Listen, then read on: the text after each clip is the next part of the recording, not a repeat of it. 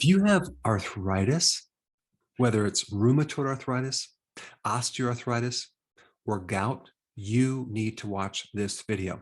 I'm going to show you the #1 best herb that is in your backyard right now that can greatly help arthritis or an achy muscle or joint pain.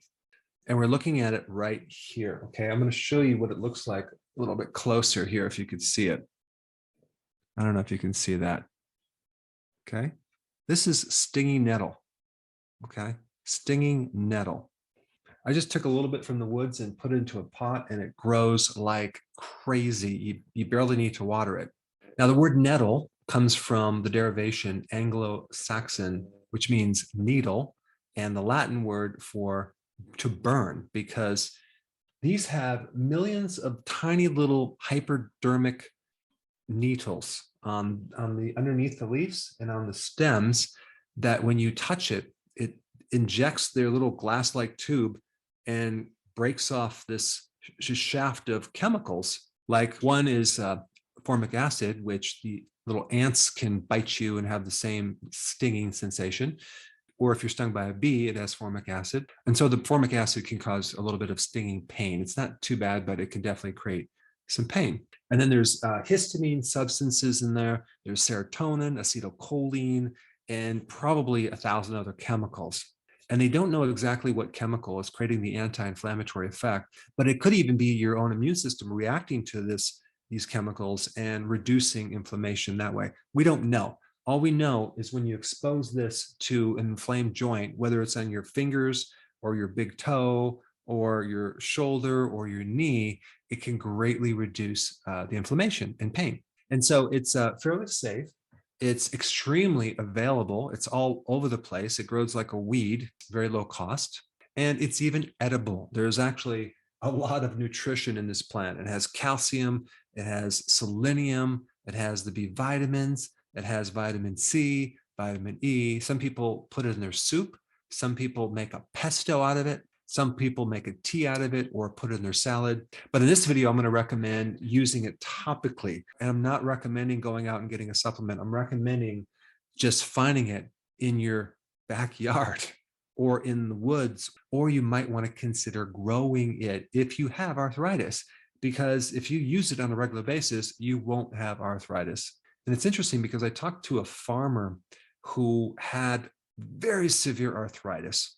I mean, he was basically crippled, and he got in his riding lawnmower and he was cutting his lawn and he ran over a bee's nest. Okay.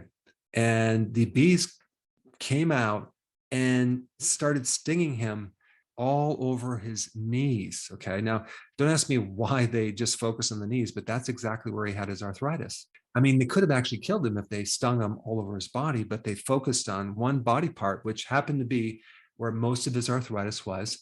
And so he attempts to run away and starts running really fast and realizes that he has no pain, no arthritis. I mean, here's a guy that was basically crippled, could barely walk, and he's running away from the effect of a bee sting. So there's some interesting data on even bee venom for arthritis. And I'm not convinced it's just formic acid, but there's something in the bee sting and certain plants that create an anti-inflammatory effect. And what's cool about the stinging nettle is that it's been used for a very long time. The Romans used it, the Egyptians used it for arthritis, and you can also use like the root for prostate enlargement. And you can use the leaves for hay fever, allergies, things to help reduce histamines.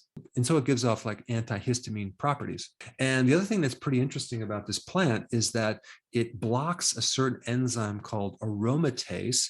Aromatase turns your testosterone into estrogen. So this is basically an aromatase inhibitor.